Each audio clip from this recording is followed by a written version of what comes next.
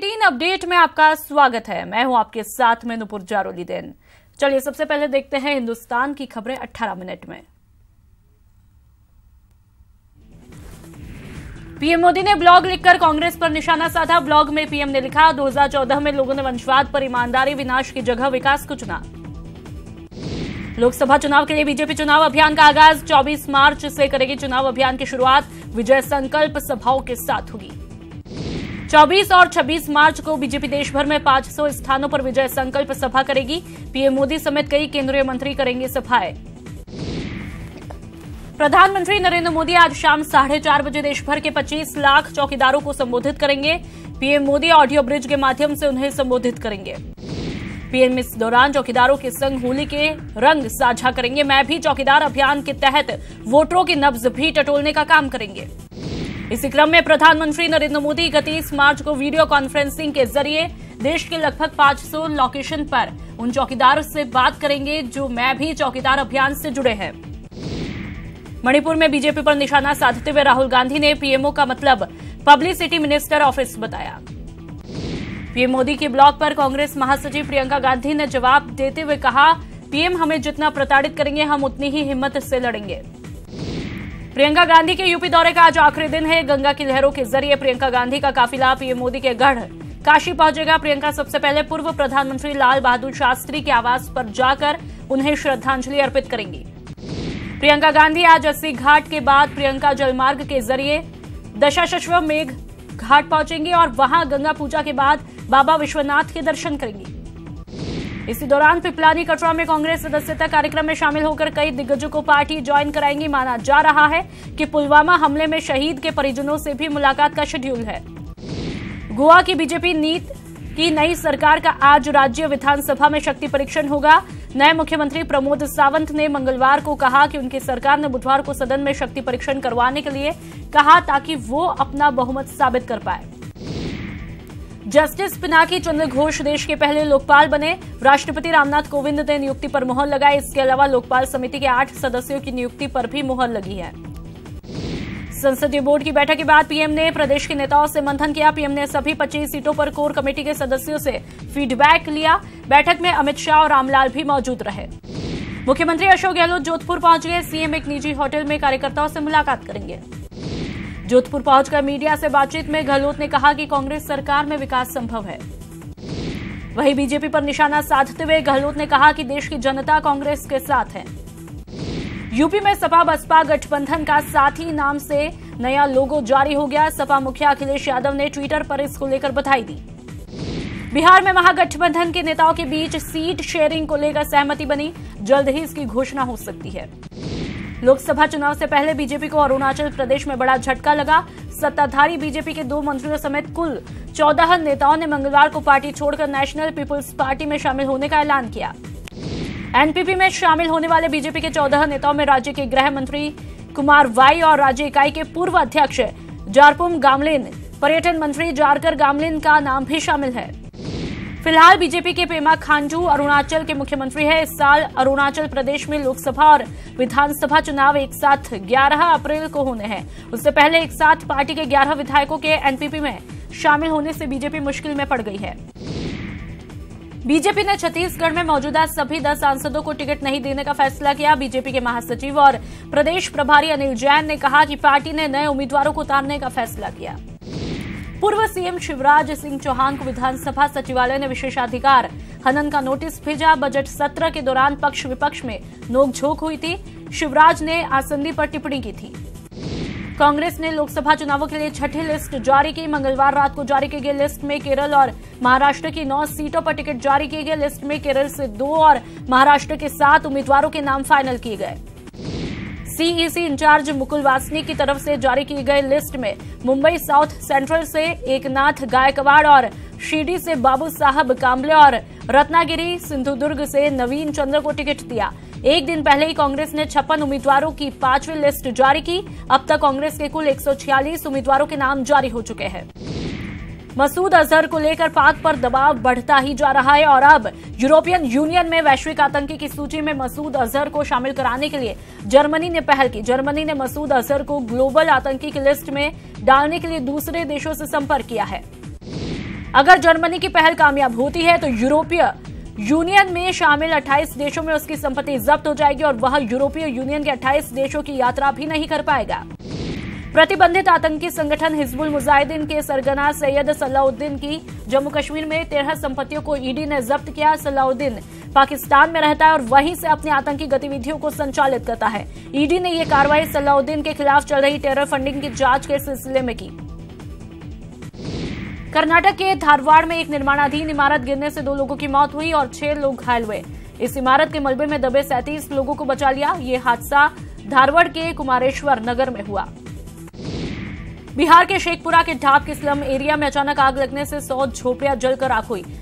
आग लगने से पूरी बस्ती जलकर राख हुई। बस्ती में करीब 60 परिवारों के लोग रहते थे। जयपुर के फेलिसिटी टावर में शॉर्ट सर्किट से आग लगी। 15 गाड़ियों ने आग पर काबू पाया। लाखों के नुकसान की आशंका यहां पर जताई जा रही है।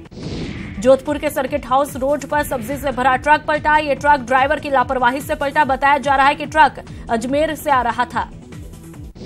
झुंझुनू में न्यूज 18 की खबर का असर हुआ। एसपी गौरव यादव ने जेजेटी यूनिवर्सिटी में पिटाई मामले में आरोपियों पर केस दर्ज करने के आदेश दिए। आज वर्ल्ड स्पैरो डे है। इस मौके पर सीएम अशोक गहलोत ने ट्वीट करके कहा, प्रदेशवासियों को गोरैया बचाने का संकल्प लेना चाहिए। आज रंगोत्सव के त्योहार होली के दिन अलग अलग मुहूर्तों में होलिका दहन किया जाएगा। उमंग, रंगों और गुलाल से बाजार सज गया है।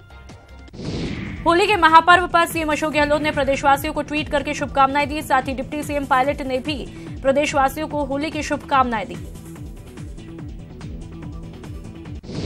कांग्रेस ने दौसा सीट से चुनाव लड़ाने की खबरों के बीच उद्योग मंत्री परसादी लाल मीणा ने कहा कि वे पार्टी के निष्ठावान सिपाही है और पार्टी का हर आदेश मानेंगे। उन्होंने कहा कि अगर पार्टी ने चुनाव लड़ाया तो मैं मैदान में उतरने को तैयार हूं। विधायक मुरारी लाल मीणा ने दौसा से चुनाव लड़ने की संभावना से इंकार नहीं किया। मुरारी ने कहा कि अगर पार्टी ने उन्हें मैदान में उतारा तो वो चुनाव लड़ेंगे। लोकसभा चुनाव में अजमेर संसदीय सीट पर मतदाताओं को जागरूक करने के लिए जिला निर्वाचन अधिकारी की तरफ से विशेष गीत तैयार किया गया है। इस गीत से मतदाताओं को मतदान के लिए प्रेरित किया जाएगा। डूंगरपुर जिले में लोकसभा चुनाव को लेकर निर्वाचन विभाग ने मतदाताओं को मतदान के प्रति जागरूक करने के लिए स्वीप कार्यक्रम आयोजित किया। प्रतापगढ़ जिला निर्वाचन विभाग ने लोकसभा चुनावों को सफल बनाने के लिए 1 दिवसीय जिला स्तरीय कार्यशाला का आयोजन किया, जिसमें रंगोली बनाकर मतदाताओं को मतदान के लिए प्रेरित किया गया। बीकानेर में मतदाताओं को लोकसभा चुनाव में 100% मतदान के लिए प्रेरित करने के लिए कलाकार ठाकुरदास ने 2 पहिया वाहन पर तैयार विशेष स्वांग बनाया है। यह वाहन अगले 2 दिनों तक बीकानेर शहर के विभिन्न क्षेत्रों में घूम घूम कर लोकसभा चुनावों में मतदान के लिए लोगों को प्रेरित करेंगे। अजमेर में जिला निर्वाचन विभाग की तरफ से स्वीप का अभियान के तहत कई कार्यक्रमों का आयोजन हो रहा है। शहर के 5 स्थानों से वाहन रैली निकाली गई। कोटा में पुलिस ने कार्रवाई कर स्मैक रखने के एक आरोपी को गिरफ्तार किया। आरोपी के कब्जे से 6 ग्राम स्मैक बरामद किया। दौसा जिले के पाडली गांव में बोरवेल में पानी की मोटर को लेकर 2 पक्षों में झगड़ा हुआ। झगड़े में दोनों पक्षों से करीब 8 लोग घायल हुए। दौसा जिले के भांडारेज गांव में नाली विवाद को लेकर 2 पक्षों में झगड़ा हुआ। इस दौरान धारदार हथियारों का प्रयोग हुआ। घटनाक्रम में एक युवक गंभीर रूप से घायल हुआ।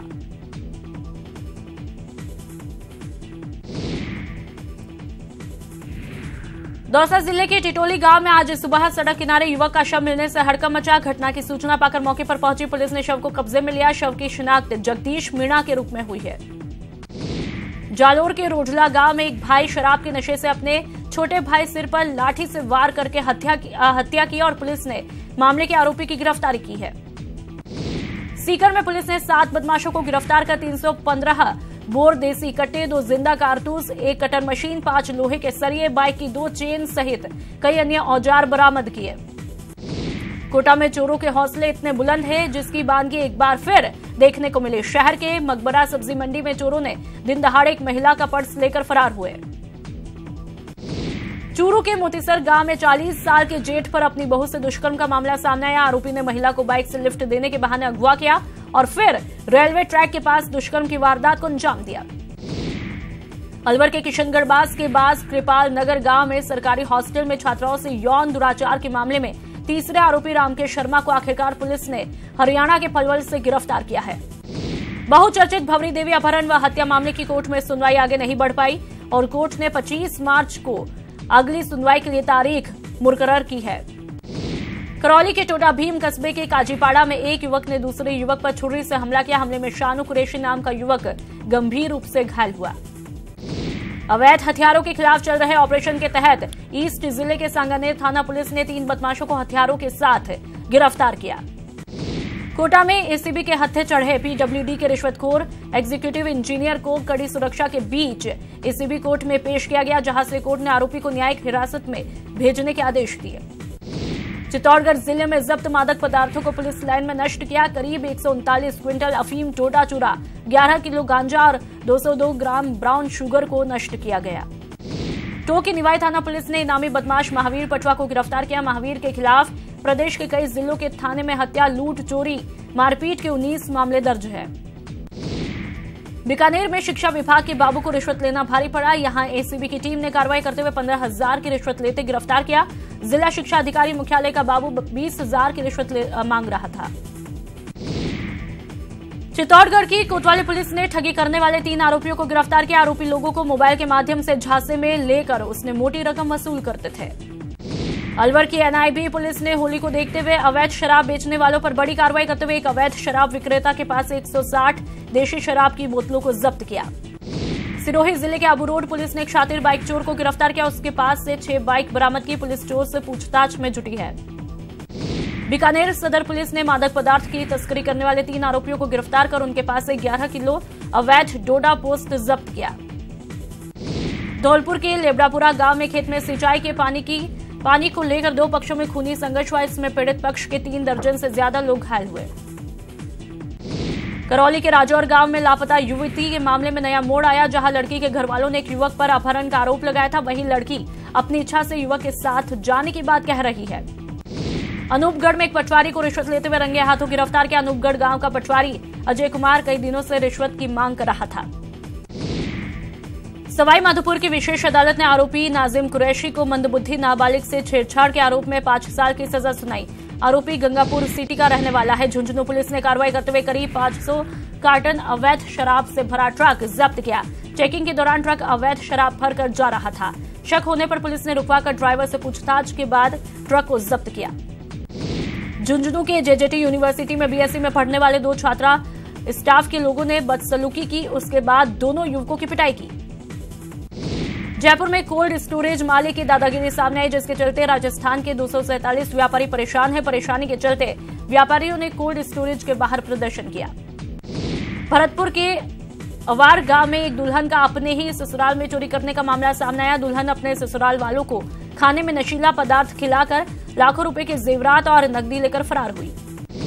भरतपुर में स्वास्थ्य विभाग ने होली के त्योहार पर मिलावटी खाद्य पदार्थों की बिक्री पर लगाम लगाने का उद्देश्य रखा, जिसके चलते 2 अलग अलग टीमों ने डेयरियों और मिठाई की दुकानों पर छापे मारे। दौसा में बदमाशों ने निमाली गांव में बीएसएनएल के टावर पर धावा बोला और वहां मौजूद गार्ड के साथ जमकर मारपीट की। इसके बाद जीप में आए बदमाश ले गए। श्री गंगानगर के न्यू क्लॉथ मार्केट में बैंक में रुपए जमा कराने जा रहे मुनीम के साथ लाखों रुपए की लूट हुई। बाइक सवार हेलमेट लगाए 2 युवकों ने मुनीम से 2.5 लाख रुपए से भरा बैग छीना और फरार हुए। अजमेर जिले के नागोला गांव के पास एक निजी बस अनियंत्रित होकर पलटने से कई यात्री घायल हुए। अजमेर के रामगंज थाना क्षेत्र में एक बुजुर्ग ने मंदबुद्धि नाबालिग बच्ची से दुष्कर्म करने का प्रयास किया। आक्रोशित क्षेत्रवासियों ने पुलिस को बुजुर्ग व्यक्ति की शिकायत कर उसे गिरफ्तार करने की मांग की। धौलपुर जिले के कोतवाली थाना इलाके में बाइक सवार बदमाशों ने एक राहगीर के साथ मारपीट की और उसके बाद पिस्टल की नोक पर उसकी जेब में रखे 10,000 रुपए लेकर फरार हुए। धौलपुर जिले में चोरों ने किराना स्टोर की दुकान से 25,000 की नकदी के साथ करीब 60,000 रुपए के माल पर हाथ साफ किया। ये घटना निहालगंज पुलिस चौकी के नजदीक की है। राजसमंद में पुलिस ने शातिर नकबजन दंपति को गिरफ्तार किया। पूछताछ में आरोपी दंपति ने उलादर के एक सूने मकान में करीब 3.5 लाख नकबजनी की वारदात करना कबूल किया है।